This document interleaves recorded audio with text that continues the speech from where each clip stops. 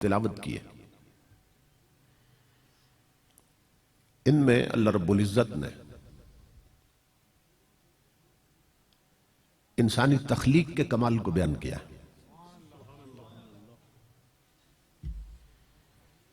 کہ اس نے انسان کو کس صورت پہ پیدا کیا، کس حسن کے ساتھ پیدا کیا اور کس کمال کے ساتھ پیدا کیا۔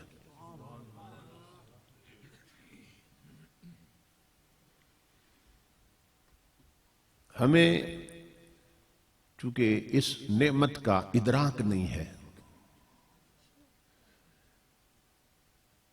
کہ ہمارے بنانے والے نے ہمیں اپنی 18,000 مخلوقات میں سے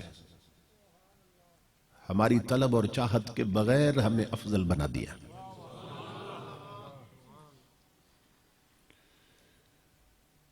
یوں تو اللہ رب العزت کے بے شمار احسانات ہیں کہ جن کے بارے میں خود قرآن حکیم میں اس نے ارشاد فرمایا ان تعدوا نعمت اللہ لا تحصوها، کہ تم اگر اللہ کی نعمتوں کو گننا چاہو تو گن نہیں سکتے۔ اس نے تم پہ یعنی ہم پہ اتنے کرم کیے ہیں کہ وہ گنتی سے باہر ہے، انکاؤنٹیبل ہے۔ لیکن 4 احسانات ایسے ہیں کہ جو سب سے بڑے ہیں اور ان میں عجیب حسن ترتیب ہے۔ بات تو 2 پہ بھی ختم ہو سکتی ہے، مگر میں چونکہ وضاحت کے ساتھ بات سمجھانا چاہتا ہوں تاکہ جو میرے جیسے ہیں وہ بھی سمجھ جائے، سب کو سمجھ آ جائے۔ اس لیے میں 4 چیزوں کے حوالے سے گفتگو کا آغاز کر رہا ہوں کہ اللہ رب العزت نے ہم پہ 4 سب سے بڑے احسان کیے۔ میری مائیں بہنیں بیٹیاں بھی خطاب سن رہی ہیں جیسا کہ مجھے بتایا گیا، تو وہ بھی توجہ سے سنیں، میں انہیں بھی کچھ دے کے بھیجنا چاہتا ہوں۔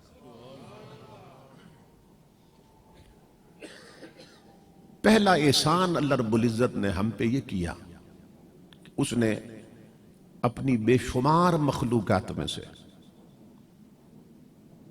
ہمیں اشرف المخلوقات انسان پیدا کیا۔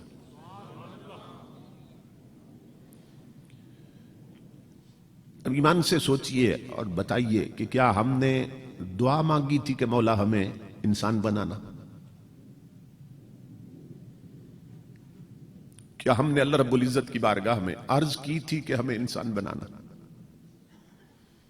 دعا کیسے مانگ سکتے تھے؟ ہمارا تو وجود ہی نہیں تھا۔ قرآن حکیم میں اللہ رب العزت نے فرمایا هل اتى على الانسان حين من الدهر لم يكن شيئا مذکورا، انسان پہ ایک ایسا وقت بھی گزرا ہے کہ وہ قابل ذکر شے ہی نہ تھا، تو ہمارا وجود ہی نہ تھا، تو ہم دعا کہاں سے کرتے؟ نہ ہم ہوتے تو دعا کرتے، نہیں تھے تو دعا کیسے کرتے؟ تو ہماری دعا کے بغیر اس نے ہمیں انسان بنا دیا۔ الہی کے توجہ بات ہے، ہماری طلب کے بغیر اس نے ہمیں اشرف المخلوقات بنا دیا، یعنی 18,000 قسم کی مخلوق سے افضل بنا دیا۔ یہ جو ہم انسان بنے اور 18,000 مخلوق سے افضل بنے، تو یہ بتائیے، سوچ کر بتائیے، بات تو آپ کو سمجھ آ چکی ہے کہ یہ ہم نے چاہا یا اس نے چاہا؟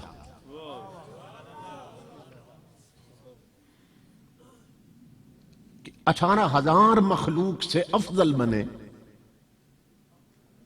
ہم اشرف بنے اور برتر بنے 18,000 قسم کی مخلوق سے، تو یہ ہم نے چاہا یا اس نے چاہا؟ بولیے، اس نے چاہا۔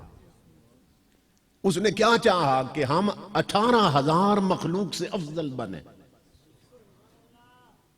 ہماری طلب کے بغیر اس نے اتنا افضل بنا دیا،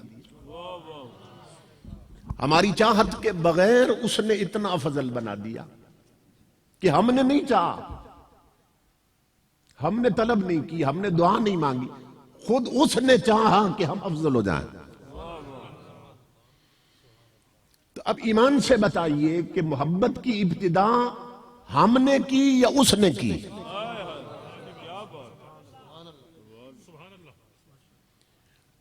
ہم نے پہلے اسے چاہا یا اس نے پہلے ہمیں چاہا؟ محبت کی ابتدا تو اس نے کی کہ ہماری طلب اور چاہت کے بغیر ہمیں اس نے انسان بنا دیا. اگر چاہتا تو ہمیں جانور بنا دیتا، ہمارا کوئی زور تھا. چاہتا تو ہمیں گٹر کا کیڑا بنا دیتا، ہمارا کوئی زور تھا. چاہتا تو ہمیں مکھی اور مچھر بنا دیتا، مگر اس نے خود چاہا کہ ہم 18,000 مخلوق سے افضل بن جائیں، افضل بن جائیں. ہمیں اس کا ادراک نہیں ہے اس نے انسان بنا کے کتنا بڑا احسان کیا. اس طرف دھیان نہیں ہے کہ اس نے انسان بنا کے کتنا بڑا احسان کیا. حضرت بایزید بسطامی گلی میں جا رہے تھے، کتا بیٹھا تھا. جب آپ قریب سے گزرے تو اس کتے نے اپنی زبان میں کوئی بات کی. حضرت بایزید وہاں سر پکڑ کے نہ بیٹھ کے رونے لگ گئے. مریدوں نے کہا حضرت کتے نے کیا کہہ دیا؟ آپ نے فرمایا یہ کتا مجھ سے پوچھ رہا تھا کہ بایزید مجھے ایک بات کا جواب دے کہ تیری وہ کیا نیکی تھی کہ مالک نے تجھے انسان بنا دیا، اور میرا کیا جرم تھا کہ مجھے کتا بنا دیا. بتائیے ہماری کوئی نیکی تھی کہ اس نے ہمیں انسان بنا دیا؟ اور جانوروں کا کوئی جرم تھا کہ انہیں جانور بنا دیا؟ تو کتا مجھے کہہ رہا ہے بایزید مجھے بتا تیری وہ کون سی نیکی تھی کہ مالک نے تجھے انسان بنا دیا، اور میرا کون سا جرم تھا کہ مجھے کتا بنا دیا؟ تو فرماتے ہیں اس بات کا جواب نہیں تھا میرے پاس. پھر کتا مجھے کہنے لگا بایزید اپنے انسان ہونے پہ تکبر نہ کرنا، غرور نہ کرنا، یہ تو اس مالک کی مرضی ہے جس نے تجھے انسان بنا دیا اور مجھے کتا بنا دیا. کیونکہ نہ گورے کو دیکھے نہ کالے کو دیکھے، پیا جس کو چاہے سہاگن وہی. سمجھ رہے؟ نہ گورے کو دیکھے نہ کالے کو دیکھے، پیا جس کو چاہے سہاگن وہی. پیا جس کو چاہے سہاگن وہی. ایمان سے بتائیے کہ مخلوق ہونے کے اعتبار سے کتا اور بکری برابر ہے کہ نہیں ہے؟ مخلوق ہونے کے اعتبار دونوں مخلوق ہے نا. کس کی؟ اللہ کی. دونوں کا خالق کون ہے؟ اللہ. بکری بھی اسی نے پیدا کی، اور کتا بھی، اور شیر بھی اسی نے پیدا کیا. تو جب تینوں اللہ کی مخلوق ہے، تینوں اللہ کی مخلوق، تو پھر کتا اور شیر حرام کیوں ہے اور بکری حلال کیوں ہے؟ یہ غور سے سنیے. جب تینوں اللہ کی مخلوق ہے اور پیدا تینوں کو اللہ نے کیا، تو کتا حرام کیوں ہے، شیر حرام کیوں ہے اور بکری حلال کیوں؟ تو علماء نے لکھا، فقہاء نے، کہ فلسفہ یہی ہے کہ بنانے کے بعد جس شے کو نگاہ یار نے پسند کر لیا حلال ہو گئی، جسے یار نے رد کر دیا حرام ہو گئی. یہی فلسفہ ہے حلال و حرام. سمجھ رہے ہیں نا؟ اچھا ہے شیر بھی حرام اور کتا بھی حرام. آپ کے ذوق طبع کے لیے ایک بات بتا کے جا رہا ہوں. ہیں دونوں حرام، لیکن کسی کو شیر کا بچہ کو تو بڑا خوش ہوتا ہے، اور کتے کا بچہ کو تو گلا ناپتا ہے. یہ کیا ہے؟ آپ یہ سوچتے رہنا، پھر آیا تو مجھے بتا دینا اس کا جواب کیا ہے. بھائی شیر بھی حرام، کتا بھی حرام. کسی کو شیر کا بچہ کہو تو بہت خوش ہوتا ہے، اور کتے کا کہو تو وہ کہتا ہے مجھے گالی دی. سمجھ رہے ہیں؟ اب اس کو سمجھتے رہنا، ابھی میں آگے نہ چلتا ہوں. امام الانبیاء کے غلام یہی فلسفہ حلال و حرام نگاہ یار نے جسے پسند کر لیا حلال ہو گئے، جسے رد کر دیا حرام ہو گئے۔ اس کو اور آسان کر کے سمجھا دوں، امام الانبیاء کے غلام ہو، مکے کا وڈیرا ہے، رنگت بڑی گوری ہے، شملہ بڑا اونچا ہے، ذات بھی اونچی ہے، سردار ہے، اور نبی کا سگا چچا ہے ابو لہب، سمجھ رہے ہیں؟ مگر نگاہ یار نے رد کر دیا تو جہنم کا ایندھن بن گیا۔ ادھر حبشہ کا بلال ہے، رنگت کالی ہے، ناک چپٹی ہے، آنکھیں چھوٹی ہیں، نگاہ یار نے پسند کر لیا تو جنت کا مالک ہو گیا۔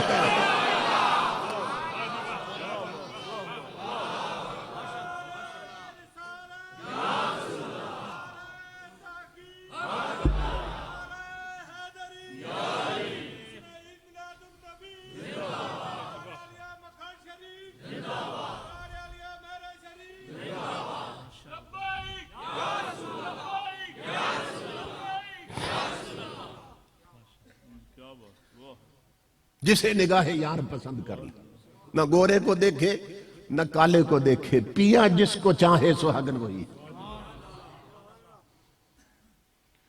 تو امام الانبیاء کے غلاموں، یہ اس کا کرم کہ اس نے ہمیں اپنی طلب سے اور اپنی چاہت سے 18,000 مخلوق پر فضیلت دے دی۔ کتنا بڑا احسان کیا انسان بنا کے۔ حضرت شاہ عبد الرحیم محدث دہلوی نہ بننے پہ جا رہے تھے، بننے پہ۔ آپ نہ سمجھے کہ یہ جانور ہی ہوتے ہیں، انہیں کچھ خبر نہیں ہوتی۔ اب کتنی خبریں ہیں یہ سننا ذرا۔ بننے پہ جا رہے تھے، بننے پہ تو بننا اتنا ہی تھا کہ ایک وقت میں ایک ہی شے گزر سکتی تھی۔ آپ جا رہے تھے نا بننے پہ، ادھر سے یہ جا رہے تھے، ادھر سے کتا آ رہا تھا۔ اب بننے کے دونوں طرف جو زمین تھی اس میں کیچڑ تھا، اب ایک ہی شے گزر سکتی تھی ایک وقت میں۔ آپ کھڑے ہو گئے کہ کتا بننا چھوڑ کے نہ نیچے اتر جائے کیچڑ پہ اور میں گزر جاؤں، کتا کھڑا ہو گیا کہ وہ بننا چھوڑ دیتا کہ میں گزر جاؤں۔ تھوڑی دیر نہ دیکھتے رہے دونوں ایک دوسرے کو۔ اللہ والوں سے نا یہ چیزیں باتیں کرتی ہیں۔ تو کتے نے کہا عبد الرحیم بننا کیوں نہیں چھوڑتے؟ آپ نے فرمایا نظر نہیں آ رہا نیچے کیچڑ ہے، اگر میں بننے سے اترا میرے کپڑوں کو کیچڑ لگ جائے گا، گندے ہو جائیں گے، اور تو پہلے ہی ناپاک ہے، تو پہلے ہی ناپاک ہے، تو پہلے ہی گندا ہے۔ اگر تو اتر جائے تو پھر تیرے اگر کیچڑ لگ گئی جسم کو تو کیا ہو جائے گا؟ تو بننا چھوڑ دے نا۔ کتے کو میں نے کہا بننا کیوں نہیں چھوڑتے؟ امام الانبیاء کے غلام شاہ عبد الرحیم کہتے ہیں کتا مجھے کہنے لگا عبد الرحیم بہتر یہ ہے بننا تو ہی چھوڑ دے، تیری بہتری کی بات کر رہا ہوں۔ کیوں کہ اگر بننا میں نے نہ چھوڑا اور تو بننے سے اترا تو تیرے کپڑوں کو کیا لگے گا؟ کیچڑ لگے گا، مگر وہ کیچڑ جو کپڑوں کو لگے گا نا ایک لوٹے سے دھل جائے گا، آدھی بالٹی پانی سے دھل جائے گا۔ لیکن اگر میں نے بننا چھوڑا اور تیرے دل کو تکبر کی گندگی لگ گئی، سمجھ رہے ہیں؟ تو پھر 7 سمندر بھی اسے نہیں دھو سکیں گے، اس لیے تو ہی چھوڑ دے۔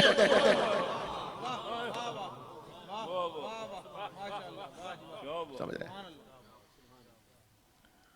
یہ تکبر جو ہے نا، کبر، ایک ذرہ برابر بھی انسان میں آ گیا تو انسان جنت نہیں جا سکے گا۔ فالجنت علیہ حرام، حضور نے فرمایا جنت اس پہ حرام ہو گئی جس میں تھوڑی سی بھی میں اور تکبر آ گیا۔ اسی لیے جہنم پھینکا جائے گا متکبر، تاکہ وہ کھوٹ نکل جائے اور جنت کے قابل ہو جائے۔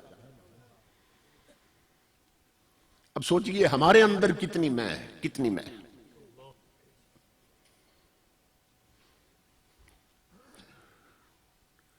امام الانبیاء کے غلاموں، یہ اللہ رب العزت کا پہلا احسان کہ اس نے ہمیں انسان بنا دیا، انسان بنا دیا۔ اور دوسرا احسان اس سے بھی بڑا ہے، وہ اس سے بھی بڑا ہے، کیا کہ اس نے ہمیں مومن بنا دیا۔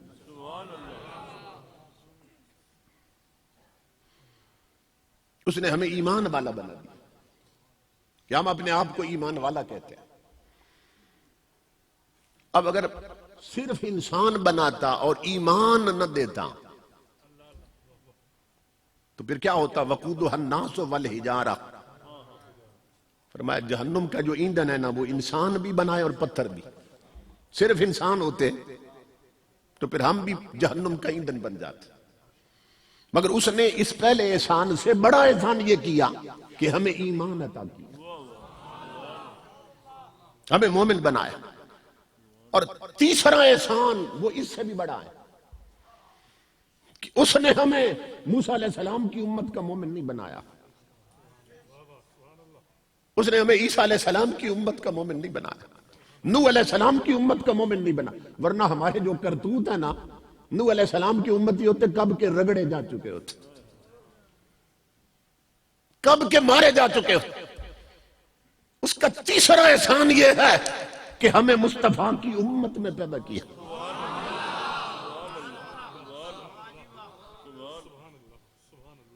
ہمیں تاجدار کائنات کا امتی بنایا۔ اور یہ اتنا بڑا احسان، اس کا بھی ہمیں ادراک نہیں ہے، اس کا بھی ہمیں ادراک نہیں۔ میں دکھاتا ہوں 11 نبیوں نے رب سے دعا مانگی، 11 نبیوں نے، مفسرین نے لکھا 11 نبیوں نے دعا مانگی، مولا ہمیں نبی نہ بنایا ہوتا، مصطفیٰ کا امتی بنایا ہوتا۔ اور امام الانبیاء کے غلاموں حضرت ابراہیم علیہ السلام خلیل اللہ ہیں، کتنا بڑا درجہ ہے۔ قیامت کے میدان میں اللہ رب العزت کے عرش کے ساتھ نبیوں کے ممبر ہوں گے، نور کے لگے ہوئے تخت بنے ہوئے نور کے، اس پر انبیاء بیٹھے ہوں گے۔ یہ اچانک تخت سے کھڑے ہو جائیں گے حضرت ابراہیم علیہ السلام اور عرض کریں گے میرے مولا مجھے اجازت دے۔ یہ غور سے سننا، قدر کرو تاجدار کائنات کی غلامی کی۔ عرض کریں گے ابراہیم علیہ السلام مولا مجھے اجازت دے۔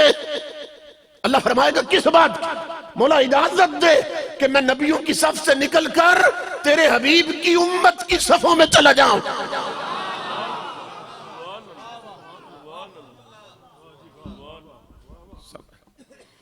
اس لیے کہ آج ہم دیکھ رہے ہیں کہ تیری ساری توجہات ان کا رخ امت مصطفیٰ کی طرف۔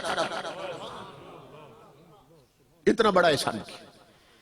یہ تیسرا احسان کہ اس نے ہمیں اپنے حبیب کا امتی بنایا۔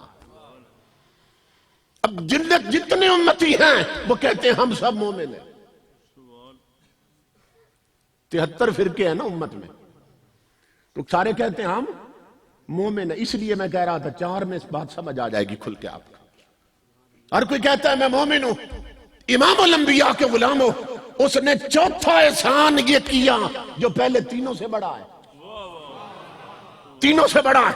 وہ ہم پہ کیا کیا کہ اس نے ہمیں بد مذہب نہیں بنایا، اہل سنت بنایا، یار کا غدار نہیں یار کا وفادار بنایا۔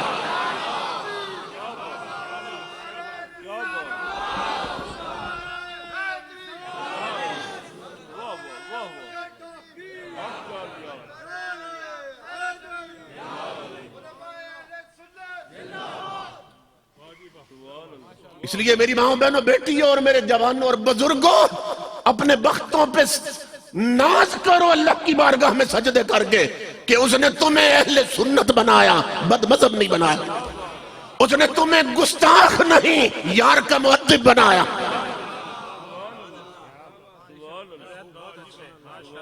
اگر ہمیں امت رسول میں پیدا کر کے رافضی یا خارجی بنا دیتا، جہنم پھر بھی مقدر ہو جاتا، پھر بھی نہیں بچ سکتے تھے۔ تو یہ اس رب نے کرم کیا کہ ہمیں اہل سنت بنایا، اہل السنت والجماع۔ اللہ رب العزت نے ہمیں یہ ٹائٹل عطا کیا اور یہ لیبل عطا کیا اور یہ نام عطا کیا. تو یہ اللہ رب العزت کے بہت بڑے احسانات. اب پہلے احسان کے حوالے سے بات سنیے کہ اللہ فرماتا ہے کہ میں نے انسان کو اشرف بنایا. ایک دور میں ایک آدمی نے اپنی بیوی کے ساتھ گفتگو کرتے ہوئے اسے محبت میں آ کے کہہ دیا، بیوی کو محبت میں کہہ دیا کہ تجھے 3 طلاقیں. محبت میں آ کے بیوی کو کہہ دیا تجھے 3 طلاقیں ہوں اگر تو چاند سے زیادہ خوبصورت نہ ہو. اس نے کہہ دیا. بیوی کو کہنے لگا، پیاری لگی نا، بہت پیاری لگی. تو کہنے لگا تو اتنی خوبصورت ہے کہ میں کہتا ہوں کہ اگر تو چاند سے زیادہ حسین نہیں تو پھر تجھے طلاقیں ہوں، 3 طلاق. اب کہہ تو بیٹھا، لیکن پھر سوچنے لگ گیا کہ اب میری بیوی چاند سے خوبصورت تو ہے نہیں، جو چمک اس میں تو نہیں. اب 3 طلاقیں میں نے ڈال دی. اب اگر چاند سے زیادہ خوبصورت نہیں ہے تو پھر تو طلاقیں ہو گئی، گھر اجڑ گیا. بہت سے لوگ آتے ہیں نا اسی طرح، وہ پھر کہتے ہیں کہ بہت غصے میں تھا جب کہا تھا. تو امام الانبیاء کے غلام اب وہ اٹھ کے مسئلہ پوچھنے کے لیے نا علماء کے پاس گئے. ایک مجلس میں پہنچے جہاں امام شافعی کے ماننے والے بھی بیٹھے تھے، علماء مالکی بھی بیٹھے تھے، حنبلی بھی بیٹھے تھے، اور ایک امام اعظم کا شاگرد بھی بیٹھا تھا جن کے ہم ماننے والے، حنفی بھی بیٹھا تھا. اس نے جا کے کہا بھئی میں نے اپنی بیوی کو پیار میں آ کے کہہ دیا ہے بھئی اگر تو چاند سے زیادہ خوبصورت نہیں تو تجھے 3 طلاق. تو علماء کرام اب آپ سے مسئلہ پوچھنے آیا ہوں، اب آپ بتائیے کہ طلاقیں ہوئیں کہ نہیں ہوئیں. جو مالکی تھے، جو حنبلی تھے، جو شوافع میں سے بیٹھے ہوئے تھے، انہوں نے کہا کہ طلاق ہو گئی، بیوی فارغ ہو گئی. کیونکہ ظاہر ہے بیوی ہے، چاند تو نہیں ہے، اور جو اس میں چمک دمک ہے وہ بیوی میں تو نہیں ہے. تو طلاقیں ہو گئی تینوں. امام اعظم کا شاگرد خاموش. انہوں نے کہا تو کیوں نہیں بولا؟ اس نے کہا تم غلط بولے، میں اس لیے ساتھ نہیں بولا. انہوں نے کہا تو کیا کہتا ہے؟ کہا میرا کہنا یہ طلاقیں نہیں ہوئی، نہیں ہوئی طلاق. انہوں نے کہا تیرے پاس دلیل کیا ہے؟ اس نے کہا میرے پاس کمزور دلیل نہیں ہے، میرے پاس دلیل رب کا قرآن ہے. یہی جو خطبہ میں نے آیت پڑھی. اس نے کہا قرآن میں جس رب نے چاند بنایا، جس نے سورج بنایا، وہ اعلان کر رہا ہے لَقَدْ خَلَقْنَا الْإِنسَانَ فِي أَحْسَنِ تَقْوِيمٍ. احسن یہ اس میں تفضیل ہے، سپرلیٹیو ڈگری ہے. اللہ فرماتا ہے اپنی مخلوقات میں سے جس کو سب سے زیادہ حسن دیا وہ انسان ہے.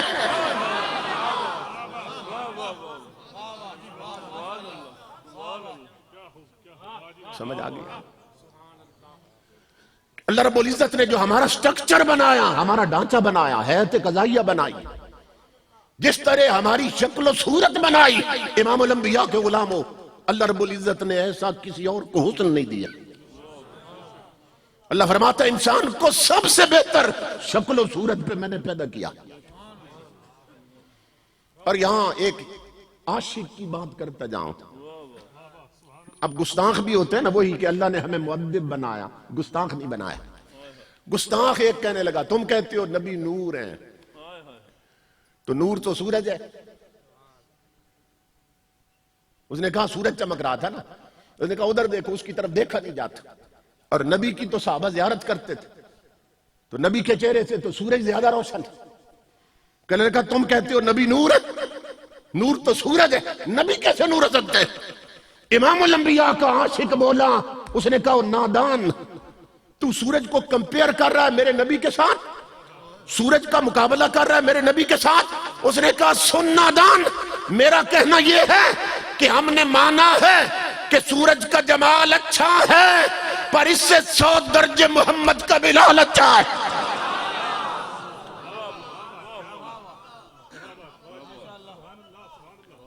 ہم نے مانا ہے کہ سورج کا جمال اچھا ہے، پر اس سے 100 درجے محمد کا بلال اچھا صلی اللہ علیہ وسلم۔ امام الانبیاء کے غلاموں، اللہ رب العزت نے فرمایا کہ میں نے انسان کو سب سے افضل بنایا، احسن بنایا، اور ایک مقام پہ فرمایا وَلَقَدْ كَرَّمْنَا بَنِي آدم، کہ ہم نے بنی آدم کو بزرگی اور شرف عطا کیا باقی مخلوقات۔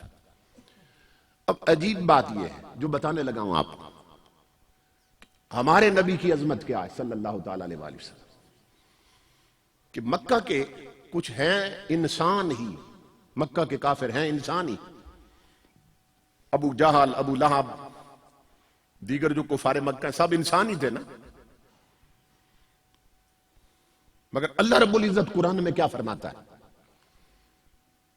اللہ فرماتا ہے میرے حبیب لہم قلوب لا یفقہون بہا ولہم اعین لا یسمعون بہا لا یبصرون بہا ولہم آذان لا یسمعون بہا اولئک کالانعام بل ہم اضل۔ اللہ قرآن میں کہہ رہا ہے میرے حبیب یہ جو مکہ کے کافر ہیں ان کے دل ہیں مگر سمجھتے نہیں ہیں،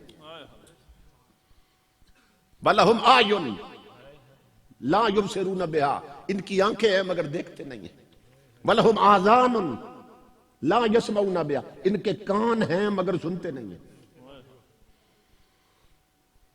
اب ایمان سے بتائیے کہ پہلے ثابت کیا لَهُمْ قُلُوبٌ کہ ان کے دل ہیں، کیونکہ ابو لہب اور ابو جہل اور مکے کے کافر ان کے اندر دل نہیں تھے، کیا بے دل تھے؟ دل تو تھے نا اندر۔ اللہ فرما رہا ہے دل ہیں، یہ نہیں کہا کہ دل نہیں ہے، کہتا دل ہیں مگر سمجھتے نہیں ہیں، اور یہ کہتا ہے، یہ نہیں کہتا کہ نابینے ہیں، کہتے آنکھیں ہیں مگر دیکھتے نہیں ہیں، کان ہیں مگر سنتے نہیں ہیں۔ تو اب ایمان سے بتائیے کہ ایک طرف فرما رہا ہے آنکھیں ہیں، تو آنکھیں ہوں اور نہ دیکھیں یہ کیسے ہو سکتا ہے؟ جب کوئی نابینا ہوتا ہے نا آپ کہتے ہیں اس کی آنکھیں نہیں ہیں، اگر کہہ دیں میں یہ آنکھوں والا ہے تو مطلب یہ دیکھتا ہے، تو ادھر اللہ فرما رہا ہے آنکھیں ہیں، ادھر فرماتا ہے دیکھتے نہیں ہیں، ادھر فرماتا ہے کان ہیں، آگے کہتا ہے سنتے نہیں ہیں، ادھر فرماتا ہے دل ہیں، نبض چلتی ہے ان کی، دل دھڑکتے ہیں پہلو میں مگر سمجھتے نہیں ہیں۔ آگے فرماتا ہے اولئک کالانعام، جس نے انسان پیدا کیے تھے، ابو جہل ابو لہب کفار مکہ انسانی پیکر تھے نا، انسانی شکل میں تھے، 2 ہاتھ 2 پیر انسانوں کی طرح تھے، انسان تھے، مگر اللہ فرماتا ہے یہ سب جانوروں جیسے ہیں، اولئک کالانعام، اور آگے فرمایا بل ہم اضل، بلکہ ان سے بھی بدتر ہے۔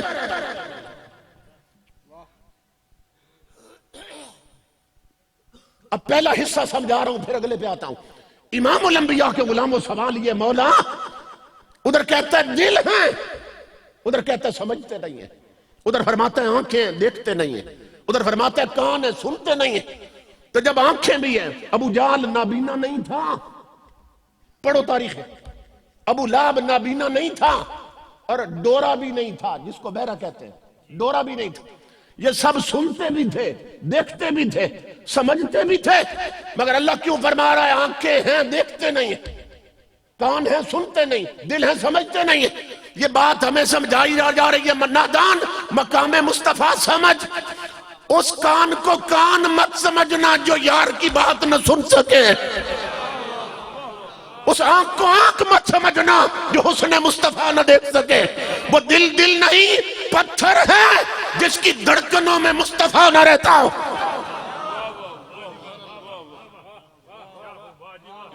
یہ سمجھایا جا رہا ہے، وہ آنکھوں والا نہیں، وہ نبینا ہے جو حسن مصطفیٰ نہ دیکھ سکے، وہ کانوں والا ہو کے بھی بہرا ہے جو آقا کی باتیں نہ سن سکے، اس کے پہلو میں دل نہیں پتھر ہے جو تاجدار کائنات کی عظمتیں نہ سمجھ سکے۔ یہ سمجھایا جا رہا ہے۔ اور آگے فرمایا اولئک کالانعام، یہ سب جانوروں جیسے ہیں۔ یہی ذلت کافی تھی کہ جنہیں اشرف المخلوقات بنایا تھا، اب سمجھ گئے بات، جنہیں لقد خلقنا الانسان، انسان ہی تھے نا، جانور تو نہیں تھے، جنہیں انسان بنایا تھا، اب اللہ رب العزت فرما رہا ہے یہ جانوروں جیسے ہیں۔ اب شرف انسانی کہاں گیا؟ اب وہ 18,000 مخلوق پہ برتری کہاں گئی؟ اللہ فرماتا ہے جانوروں جیسے ہیں، بلکہ اس سے بھی آگے کیا فرمایا؟ بل ہم اضل، بلکہ ان سے بھی بدتر ہیں۔ جانوروں جیسے ہیں، یہی کافی ذلت۔ یہ کیوں فرمایا جانوروں سے بھی بدتر ہیں؟ یہ غور سے سننا، کیوں فرمایا؟ فرمایا اس لیے جانوروں سے بدتر ہیں کہ ہرنیاں دیکھ کر نبی کو سجدہ کرتی ہیں، یہ دیکھ کر منہ پھیر کے چلے جاتے ہیں۔ بکریاں دیکھ کر نبی کو سجدے کرتے ہیں اور یہ بدبخت انسان ہو کر منہ پھیر کے چلے جاتے ہیں۔ یہ جانوروں سے بھی بدتر ہیں، یہ جانوروں سے بھی بدتر ہے۔ اللہ اکبر، کہ جانور محبوب کو جانتے اور پہچانتے اور ادب کرتے ہیں، اور یہ 2 ٹانگوں والے ہو کے 4 ٹانگوں والے ادب کرتے ہیں اور پہچانتے ہیں یار کی عظمتوں کو، اور یہ 2 ٹانگوں والے ہو کے یار کی عظمت نہیں جانتا۔ فرمایا یہ بدبخت جانوروں سے بھی بدتر ہے۔ تو بتایا جا رہا ہے قرآن میں کہ میرا محبوب اتنا بلند ہے کہ اس کی طرف اگر پشت ہو جائے، محبوب مصطفیٰ کی طرف اگر پشت ہو جائے تو مومن ہونا تو دور کی بات ہے لوگوں، انسان درجہ انسانیت سے بھی گر جاتا ہے۔ سمجھ رہے ہیں؟ انسان بھی نہیں رہتا اگر حضور کی طرف پشت ہو جائے۔ حضور صلی اللہ علیہ وسلم، شیخ محقق لکھتے ہیں، حضور صلی اللہ علیہ وسلم جب غزوہ خیبر ہوا نا تو ایک گدھا حضور کی بارگاہ میں حاضر ہو گئے، گدھا حضور کی بارگاہ میں حاضر ہو گئے۔ امام الانبیاء کو آ کے اس نے نا سجدہ کیا، سلام پیش کی۔ امام الانبیاء نے فرمایا تیرا نام کیا ہے؟ کہنے لگا جی یزید بن شہاب یا شہاب بن یزید، اس طرح کا نام بتایا، چونکہ پہلے جانوروں کے بھی نام رکھے جاتے تھے، یہ ذہن میں رکھیے۔ تو آپ نے فرمایا کہ کیسے آئے؟ اب غور سے سننا، گدھا ہے آ کے عرض کرنے لگا اللہ کے حبیب، میرا جو مالک ہے نا، ایک یہودی مالک ہے، مالک تو میرا وہ ہے مگر اسے میں نے اپنی پشت پہ کبھی بیٹھنے نہیں دیا، جب بھی بیٹھنا چاہتا ہے نا میں اسے گرا دیتا ہوں۔ آقا نے فرمایا ایسا کیوں کرتا ہے؟ عرض کی اللہ کے حبیب، میں اپنی نسل کا آخری گدھا ہوں، اور میرے آبا و اجداد جتنے اوپر گزرے ہیں نا سب کی پشت پر نبیوں نے سواری کی ہے۔ یہ غور سے سننا، گدھا کہنے لگا میں آقا اس نسل کا گدھا ہوں کہ جس کے بڑوں کی پشت پر نبیوں نے سواری کی ہے، تو میں نے یہ پشت، یہ سیٹ بچا کے تیرے لیے رکھی ہے، کیونکہ میں اپنی نسل کا آخری گدھا ہوں اور تو نبیوں میں آخری نبی ہے۔ یہ قادیانی تو کھوتے سے بھی بدتر نکلا، مرزا قادیانی یہ کھوتے سے بھی بدتر نکلا۔ وہ گدھا جانتا ہے مصطفیٰ آخری نبی ہے۔ جانور اسی لیے کہہ رہا ہوں، اللہ فرماتا ہے یہ 2 ٹانگوں والے نہیں جانتے، 4 ٹانگوں والے جانتے ہیں، اس لیے جانور بھی ان سے بہتر ہیں۔ اولئک کالانعام بل ھم اضل، یہ جانوروں سے بھی بدتر ہیں۔ گدھا کہنے لگا میرے آقا میں اس لیے آیا ہوں کہ میرے بڑوں پر نبیوں نے سواری کی ہے، میں اپنی نسل کا آخری گدھا ہوں اور آپ نبیوں میں سے آخری نبی ہیں، اس لیے میری پشت کو اپنے بیٹھنے کا شرف عطا کیجیے۔ میرے آقا میں بھاگ آیا ہوں اور ہمیشہ کے لیے آپ کی غلامی میں رہنا چاہتا ہوں۔ امام الانبیاء نے فرمایا ہم نے قبول کیا، اس کا نصیب دیکھو، فرمایا ہم نے قبول کیا۔ لیکن آج کے بعد تیرا نام یہ نہیں ہوگا، آج کے بعد تیرا نام ہے یافور، یافور نام ہے تیرا۔ تاجدار کائنات پھر اسی پہ بیٹھ کر نہ مدینے تشریف لائے تھے۔ اب یہ بات بتانے لگا ہوں، غور سے سننا۔ امام الانبیاء کے غلاموں، آقا اس گدے پہ بیٹھ کر مدینہ آئے تھے، تو مدینے میں وہ گدا پردیسی تھا، ابھی پہلی بار آیا تھا نا زندگی میں، اجنبی تھا۔ مگر میں دکھاتا ہوں، شیخ محقق لکھتے ہیں کہ امام الانبیاء نے جس صحابی کو بلانا ہوتا، آقا فرماتے یافور بلال کو بلا لاؤ، یافور صدیق کو بلا لاؤ، علی کو بلا لاؤ۔ محدثین لکھتے اور صحابہ کہتے ہیں رب کی عزت کی قسم ایسا کبھی نہیں ہوا کہ صحابی بازار میں ہو اور گدھا گھر چلا جائے، یا صحابی گھر میں ہو اور گدھا بازار چلا جائے۔ کہا نہیں، یار کے پشت پر بیٹھنے کی وجہ سے گدھے کی آنکھوں میں بھی اتنا نور آ گیا کہ جو بندہ جہاں ہوتا گدھا سیدھا وہاں چلا جاتا۔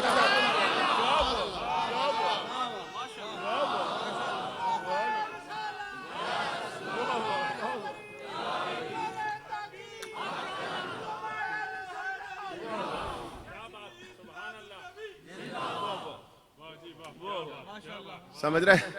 وہ کتنے احمق ہیں، کتنے نادان، جو کہتے ہیں نبی کو دیوار کے پیچھے کی خبر نہیں، کہتے ہیں نبی کو خبر نہیں۔ اس لیے شاہ نصیر کہتے ہیں نادان مت بن، وہ حاضر و ناظر و نور و بشر غیب کو چھوڑ، شکر کر وہ تیرے عیبوں کو چھپائے ہوئے ہیں۔ جس گدھے کی پشت پر میرے آقا بیٹھے ہیں اسے بھی خبر ہے کون کہاں بیٹھا ہے،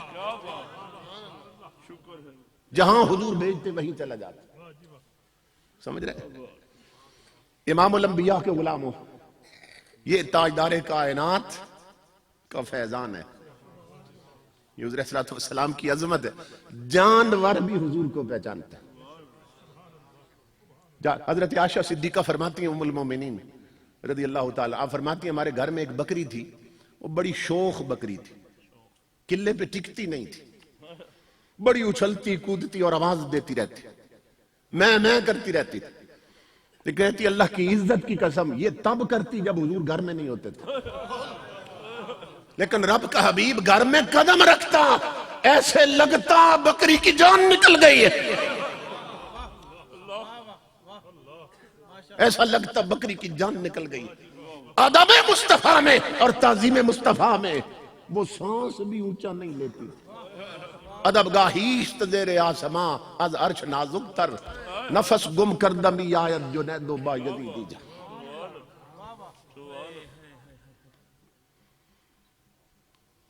امام الانبیاء کے غلاموں، اس لیے اللہ فرماتا ہے کہ یہ جانوروں سے بھی بدتر ہے، جانوروں سے بھی بدتر، کہ جانور جانتے ہیں محبوب کا مقام کیا ہے اور یہ انسانوں کے نہیں جانتے، یہ جانوروں سے بھی بدتر۔ حضرت صلی اللہ علیہ وسلم کے غلاموں، حضرت ابو سفیان کہتے ہیں ابھی حضرت نہیں بنے تھے، صرف ابو سفیان تھا، لیکن جب کلمہ پڑھ لیا تو پھر یہ بات بیان کی۔ کہتے ہیں میں نے ابھی کلمہ نہیں پڑھا تھا، حضور صلی اللہ علیہ وسلم نے اعلان نبوت کر دیا تھا، ہم نے ابھی حضور کو نبی نہیں مانا تھا۔ تو میں اپنے ایک دوست کے ساتھ مکہ سے باہر ایک جگہ پہ کھڑا تھا جہاں ہل اور حرم کی حد ملتی تھی۔ حرم کی حد کون سی ہے؟ کہ جس حد میں شکار کھیلنا حرام ہو جاتا ہے اس کو حرم کی حد کہتے ہیں۔ وہاں آپ ایک چڑی نہیں مار سکتے، ایک چڑیا نہیں مار سکتے، حرم کی حد، یہ حرم کا احترام ہے۔ تو وہ حرم کی حد ہے۔ اور ہل کی حد کس کو کہتے ہیں؟ جہاں شکار کھیلنا حلال ہو جاتا ہے، حلال ہو جاتا ہے، وہاں پھر اجازت ہے، اس حصے میں آپ شکار کھیل سکتے ہیں۔ تو یہ حرم کا احترام ہے، اللہ کے گھر کا احترام ہے۔ اور مفسرین نے لکھا ہے کہ جب یہ حجر اسود آیا تھا نا جنت سے، تو جنتی پتھر تھا، تو اس سے اتنی چمک نکلتی تھی کہ جتنی حد میں اس کا نور پہنچا وہ ساری حرم کی حد بن گئی۔ اتنی چمک نکلتی تھی اس سے، جنتی پتھر تھا، تو وہ ساری حرم کی حد قرار پائی۔ تو امام الانبیاء کے غلام وہ کہتے ہیں میں ایسی جگہ پہ کھڑا تھا اپنے دوست کے ساتھ، ابھی کلمہ نہیں پڑا تھا حضور کا، پڑوس میں رہتا تھا، حضور اعلان کر چکے تھے اور کئی حضور صلی اللہ علیہ وسلم کے صحابی بن چکے تھے، مگر میں نے ابھی کلمہ نہیں پڑھا تھا، دوست سے باتیں کر رہا تھا جہاں ہل اور حرم کی حد ملتی تھی۔ تو وہ کہتے ہیں کہ ہم دیکھ رہے تھے کہ ایک چرواہا آجڑی، پنجابی میں سمجھا رہا ہوں، اس کا ریوڑ بکریاں وہ چر رہی تھیں ہل کی حد میں، حرم کی حد میں نہیں، ہل کی حد میں بکریاں چر رہی تھی۔ اچانک ایک جاڑی کے پیچھے سے بھیڑیا نکلا اور اس نے بکریوں پہ حملہ کر دیا۔ بھیڑیا، جب بھیڑیے نے بکریوں پہ حملہ کیا تو جان بچانے کے لیے بکریاں دوڑی حرم کی حد کی طرف، سمجھ رہے ہیں؟ بکریاں دوڑی حرم کی حد کی طرف۔ ابو سفیان کہتے اللہ کی عزت کی قسم میں نے اور میرے دوست نے دیکھا، ہم نے دیکھا نا جب ادھر، تو جب بکریاں دوڑی حرم کی حد کی طرف، قریب تھا کہ بھیڑیا بکریاں پکڑ لیتے، مگر اس کے حملہ کرنے سے پہلے بکریاں حرم میں داخل ہو چکی تھی، حرم کی حد میں۔ کہتے حیران ہو گئے، جو ہی بکریوں نے حرم کی حد میں قدم رکھا بھیڑیے کے قدم رک گئے، اس حد پہ رک گیا بھیڑیا۔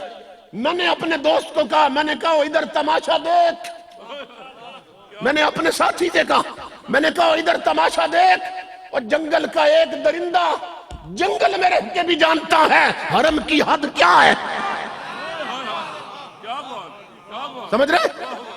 ابو سفیان کہتے ہیں میں نے جب یہ بات کی کہ ادھر دیکھ درندہ جانتا ہے حرم کی حد کیا ہے، تو کہتا ہے بھیڑیے نے میری طرف دیکھا، ابو سفیان کہتے ہیں، اور بھیڑیا انسانی زبان میں بول پڑا، مجھے کہنے لگا ابو سفیان وہ حیرت کی حد یہ نہیں ہے، حیرت کی بات یہ نہیں ہے کہ بھیڑیا اور درندہ حرم کی حد جانتا ہے، تو افسوس تیری عقل پر ہے، تو انسان ہو کر پڑوس میں رہ کر مصطفیٰ نہیں پہچان سکا۔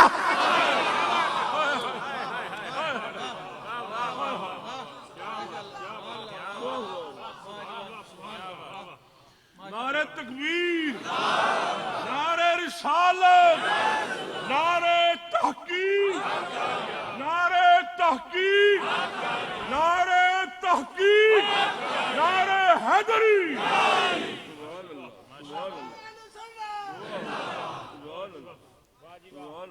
سمجھ رہے؟ اب سفیان کہتے ہیں اس وقت مجھے خبر ہو گئی کہ کملی والے تیری عظمتوں کی قربان جائیں کہ جنگل کے درندے بھی جانتے ہیں مصطفیٰ کی شان کیا ہے، سمجھ رہے؟ اس لیے میرے رب نے فرمایا وہ جانوروں سے بھی بدتر ہیں جو محبوب کو نہیں پہچانتے، جو محبوب کی بات نہیں سنتے، جو محبوب کی عظمتیں نہیں سمجھتے، وہ جانوروں سے بھی بدتر ہے۔ اللہ بتا رہا ہے کہ ہم شرف انسانیت بھی چھین لیتے ہیں اگر پشت ہو جائے محبوب کی طرف، شرف انسانیت بھی چھین لیتے ہیں۔ تو تمہارا میرا وہ نبی ہے جسے جانور بھی جانتے ہیں، اس کا مقام کیا ہے؟ امام الانبیاء کے غلاموں، یہ پھر اسی دور کی بات آپ کو بتاؤں۔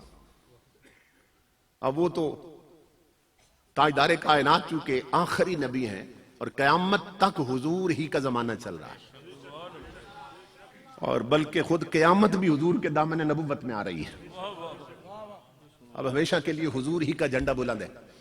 تو میں یہ عرض کرنا چاہتا ہوں کہ حضور صلی اللہ علیہ وسلم کے معجزات وہ آج بھی ظاہر ہو رہے ہیں، آج بھی ظاہر ہو رہے ہیں۔ انڈیا کا ایک شہر ہے امرتسر، امرتسر، وہاں کے ایک حاجی اسماعیل صاحب بیان کرتے ہیں کہ میں مدینہ پاک گیا، مدینہ پاک گیا، عمرے پہ گئے، عمرہ کر کے تو پھر حاضر ہوئے حضور صلی اللہ علیہ وسلم کی بارگاہ میں۔ تو کہتے ہیں کہ مدینہ پاک میں میری رہائش ہوٹل پہ تھی، تو جب میں ہوٹل پہ کھانا کھانے لگتا نا تو مدینہ پاک کی ایک بلی پاس آ کے بیٹھ جاتی، بلی آ کے، یہ اسی دور کی بات کر رہے ہیں، اسی دور کی بات، بلی پاس آ کے بیٹھ جاتی. تو میں حضور کے شہر کی بلی سمجھ کے نا اسے بڑے ادب اور پیار سے دیکھتا، اور خود روٹی بعد میں کھاتا، اسے پہلے کھلاتا.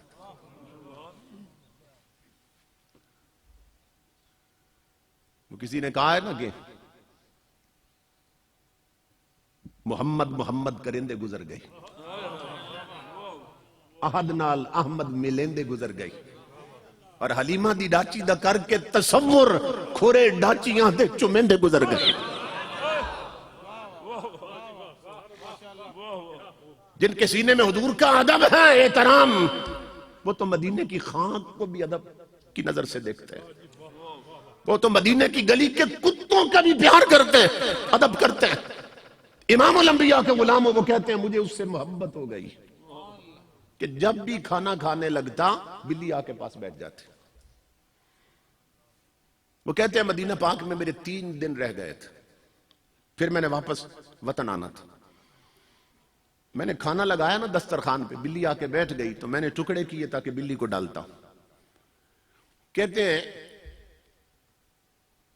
میں نے دل میں سوچا، اپنے دل میں، حاجی صاحب کہتے ہیں، یہ غور سے سننا، کہتے ہیں میں نے دل میں سوچا کہ یہ جو بلی ہے نا یہ اب میرے ساتھ مانوس ہو گئی، یہ گل مل گئی میرے ساتھ، اتنے دنوں سے میرے ساتھ ہی بیٹھتی ہے، ڈرتی بھی نہیں ہے. تو میں نے جانا تو ویسے بھی ہے 3 دنوں کے بعد، تو کیوں نہ اسے حضور کے شہر کی نشانی بنا کے اپنے ساتھ لے جاؤں. حاجی اسماعیل کہتے ہیں یہ میرے دل میں بات آئی، دل میں بات آئی. وہ کہتے ہیں اللہ کی عزت کی قسم لوگوں، بلی کھانا چھوڑ کے چلی گئی.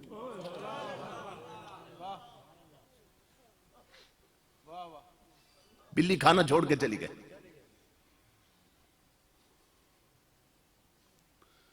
یہاں ذکر صلی اللہ میں تے بہویں، میں بیمار ہاں اے دوا میں تے بہویں، بہشتاں دی میں کو ضرورت نہیں کوئی، مدینے دی ٹھنڈی ہوا میں تے بہویں. بلی کھانا چھوڑ کے چلی گئی. وہ کہتے ہیں مجھے نہیں سمجھ آئی وہ بلی کیوں چلی گئی. کہتے ہیں خیر میں نے کھانا کھایا، ادھر مسجد نبوی میں اذان ہو گئی، میں نماز پڑھنے گیا تو میرا معمول یہ تھا ہر نماز کے بعد واپس تب آتا تھا جب حضور کی جالیوں پہ پہلے سلام پیش کرتا. کہتے ہیں نماز پڑھ کے جب میں سلام پڑھنے گیا نا حضور کی جالیوں پہ تو بلی جالیوں کے ساتھ لگی بیٹھی تھی. کہتے ہیں بات پھر بھی سمجھ نہیں آئی مجھے، میں واپس آ گیا، اگلی نماز کے لیے اذان ہوئی، پھر گیا، پھر سلام پڑھنے پہنچا جالیوں، بلی وہیں بیٹھی تھی. عشاء کی نماز پڑھنے گیا، پھر سلام پڑھا حضور کی بات، بلی وہیں بیٹھی تھی. وہ کہتے ہیں میں سمجھ گیا کہ اس کا مطلب یہ ہے کہ بلی کا پکا ٹھکانہ یہ جالیاں ہیں کہ یہیں بیٹھی رہتی ہے اور بھوک لگتی ہے تو پھر چلی جاتی ہے ہوٹلوں میں. کہتے ہیں میرے دل میں یہ بات آئی تو میں نے سوچا کہ چلو آخری سلام پیش کرنا نا حضور کی بارگاہ میں، الوداعی سلام جس کو کہتے ہیں، تو یہیں سے بلی پکڑ کے تو اپنے ساتھ لے جاؤں گا. وہ کہتے ہیں میں نے پنجرا بھی خرید لیا تھا، ٹوکرا خرید لیا تھا مدینہ پاک سے، اور مدینہ میں میری آخری رات تھی اور صبح الوداعی سلام پڑھنا تھا اور بلی کو پکڑ کے لے آنا تھا. حاجی اسماعیل کہتے ہیں لوگوں اللہ کی عزت کی قسم، جب رات کو میں سو گیا ہوٹل پہ آ، ادھر میری آنکھ لگی، ادھر کملی والے خواب میں تشریف لے آئے.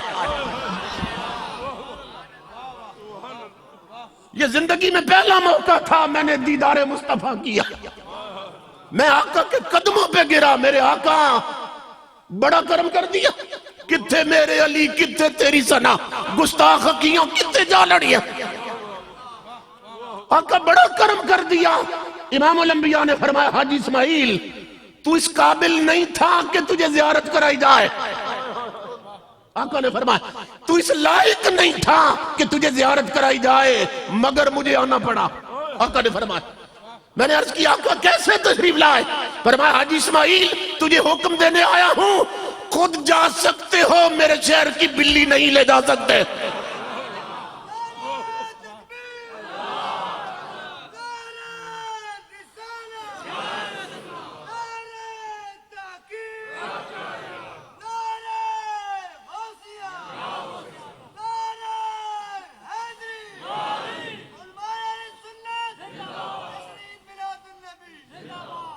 فرمایا تو اس قابل نہ تھا تجھے زیارت کرائی جائے، مگر مجھے آنا پڑا، آنا پڑا۔ تو بلی کو لے جانا چاہتا، خبردار، خود جا سکتا ہے، میرے مدینے کی بلی نہیں لے جا سکتا۔ حاجی اسماعیل کہتے ہیں میں قدموں پہ گرا خواب میں نے عرض کی میرے آقا میں نے تو کسی کو بتائی نہیں، یہ تو ذکر ہی نہیں کیا میں نے کسی کے آگے کہ بلی پکڑنی اور لے جانی ہے، آپ کو کیسے خبر ہوئی؟ فرمایا حاجی اسماعیل اللہ کی عزت کی قسم آج کی بات نہیں ہے، 3 دن ہو گئے وہ کچھ کھائے پیے بغیر جالیوں سے لپٹ کے رو رہی ہے اور کہتی ہے مدینے والے مجھے تیرے شہر سے جدا کر رہا ہے، مجھے بھوکا رہنا قبول ہے، مدینے کی جدائی گوارا نہیں ہے۔ اس لیے میرے آقا مجھے بچا لیں، میرے کملی والے مجھے بچا لیں۔ امام الانبیاء نے فرمایا خود جا سکتے ہو، میرے شہر کی بلی نہیں جا سکتے۔ میری ماں بہنوں بیٹیوں اب غور کرو، اور جس نبی کی بارگاہ میں بلی آواز دے تو اس کی سن لے، امت کی بیٹیوں پکاریں گی تو کیوں نہیں سنے گا؟ مگر شرط یہ ہے کہ بیٹیاں بیٹیاں بن جائیں، اگر سروں سے دوپٹے اتر جائیں، اگر آدھے جسم ننگے ہو جائیں اور میک اپ کر کے ننگے منہ بازاروں میں پھریں تو پھر رسول کی امت میں نہیں رہتی ہیں، کیونکہ رسول امت کا روحانی باپ ہوتا ہے۔ اگر ٹی وی پر ڈرامے دیکھتے ہوئے عورتیں نمازیں چھوڑ دیں، رومانٹک ناول پڑھ لیں اور قرآن الماری میں بند رہے تو پھر امت کی بیٹیاں نبی کی بیٹیاں نہیں رہتی ہیں۔ تمہاری جگہ بازار نہیں، تمہاری جگہ مصلی ہے۔ تمہارے ہاتھ ناولوں کے لیے نہیں بنے، تمہارے ہاتھ مصطفیٰ کے قرآن کے لیے بنے۔ یہ رومانٹک ناول پھینک دو اور اپنے ہاتھ میں سیرت عائشہ صدیقہ کی کتابیں پکڑ لو، سیرت فاطمہ زہرا کی کتابیں پکڑ لو، تاکہ جب گھر سے نکلو تو تم اس پردے میں نکلو شرم حیا کے ساتھ کہ دیکھنے والے پہچان جائیں یہ کوئی فلمی ناگن نہیں جا رہی، فاطمہ زہرا کے در کی کنیز جا رہی ہے۔ مدینے کا فیض آج بھی جاری ہے، آقا کے فیض میں کمی نہیں آئی۔ ہماری ڈوریاں کچی ہو گئیں، ہمارے لباس غیر اسلامی ہو گئے، ہمارے گھر کا ماحول غیر اسلامی ہو گیا۔ وہ گھر کہ جن کی 4 دیواریوں میں کبھی مصطفیٰ کا قرآن گونجتا تھا، آج 24 گھنٹے وہاں کنجریوں کے گانے چل رہے ہیں۔ جہاں شادیوں پر تاجدار کائنات کے ذکر کی محفلیں ہوتی تھی، درس قرآن ہوتے تھے، وہاں اب شادی سے 10 دن پہلے ڈیک لگتے ہیں اور کنجریوں کے گانے چلتے ہیں۔ جن خاندانوں کی بہو بیٹیوں کے پاؤں کی پشت پر بھی غیر محرم کی کبھی نظر نہیں پڑی تھی، آج ان کی چھاتیاں اور نیک لائنیں نظر آ رہی ہیں۔ بتاؤ مدینے سے فیض کیسے پہنچے؟ کملی والے کا فیضان گھر گھر اترنا چاہتا ہے، اللہ کی عزت کی قسم ہم رکاوٹ خود بنے ہوئے ہیں۔ اس لیے میرے آقا کے غلاموں اور میری ماں بہنوں بیٹیوں اپنی زندگی کو بدل لو۔ جو بلیوں کو نوازتا ہے وہ امت کی بیٹیوں کو کیسے خالی لوٹائے گا؟ اللہ کی عزت کی قسم اگر تمہارے گھر کے مصلے آباد ہو جائیں اور سروں پہ شرم و حیا کی چادریں آ جائیں اور لباس اسلامی ہو جائیں تو رب کعبہ کی قسم تمہارے دل سے صدا بعد میں آئے گی، مصطفیٰ کی عطا پہلے آئے گی۔ اس لیے اپنا مقام سمجھو۔ عورت بڑی بلند شے تھی لیکن بہت پست ہو کے رہ گئی۔ یہ چراغ خانہ تھی، ہم نے اسے شمع محفل بنا دی۔ اسی دور کے ایک شیخ الحدیث فرماتے ہیں، آخری بات عرض کر رہا ہوں، میری ماں بہنوں بیٹیوں اپنا مقام سمجھو، اللہ کیا رتبے دیتا ہے تمہیں۔ اسی دور کے ایک شیخ الحدیث کہتے ہیں میں مدینہ پاک گلی میں جا رہا تھا اور وہ محدث ہیں عالم، فرماتے ہیں میں دل میں سوچ رہا تھا کہ حضور کی حدیث کے مطابق مدینہ پاک میں 2 جنتیں ہیں۔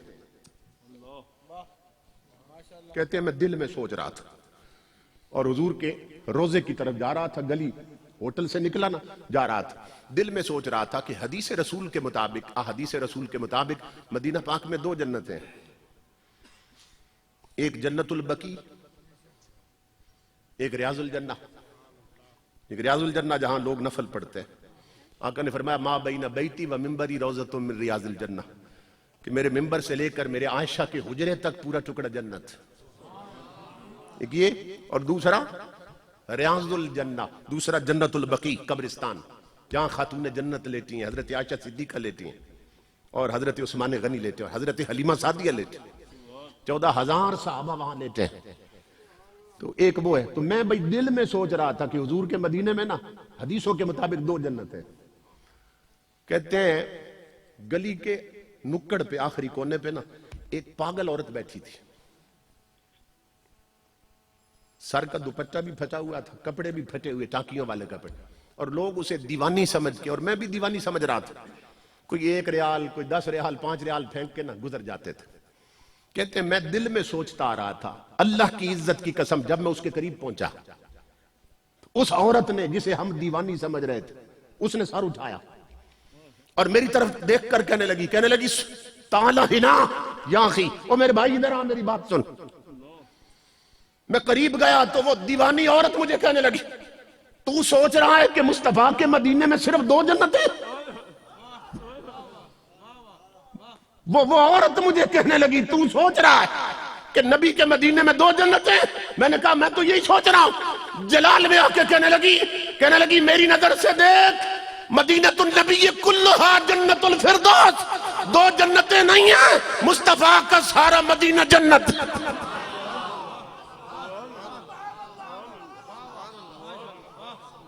تو میری ماں بہنوں بیٹیوں، وہ بھی عورت ہے جسے معلوم ہے کسی کے دل میں کیا ہے، کہ اس لیے کہ جس کے من میں عشق خدا اور عشق مصطفیٰ کے چراغ جلتے ہیں، اللہ رب العزت اس کی آنکھوں سے ہر پردہ ہٹا دیتا ہے. تو اپنا مقام پہچانو میری ماں بہنوں بیٹیوں، گھروں کے مصلے آباد کرو، 5 وقت کی نمازی بن جاؤ. قرآن الماریوں کے لیے نہیں بنے، تمہاری جھولی کے لیے بنے تھے. انہیں الماریوں سے نکالو اور اپنی جھولیوں میں لاؤ. نمازوں کی پابند ہو جاؤ، ٹی وی سے ہٹ جاؤ، یہ کیبل کے کنیکشن ختم کرو تاکہ مدینے کے کنیکشن جڑ سکے. زندگی ہاتھوں سے نکلتی جا رہی ہے اور ہر شخص موت کی وادی میں اترنے والا ہے. میں بہت زیادہ ممنون محترم اختر صاحب کا. اب سارے میزبانوں کا تو مجھے تعارف بھی نہیں ہو سکا اور نام بھی نہیں پہچانتا. حضرت علامہ مقصود احمد صاحب آپ کے علاقے کا ایک فخر ہے، بہت بڑے علامہ، بہت محبت بڑے رابطے میں رہے، مسلسل رابطے میں. اور محترم احمد نظامی صاحب حضرت کے خادم خاص اور ہمارے بھی بڑے پیارے. تو ان کا بھی حکم تھا کہ حضرت صاحب تشریف لائیں گے، اور یہ تو دوری خوشی ہوئی کہ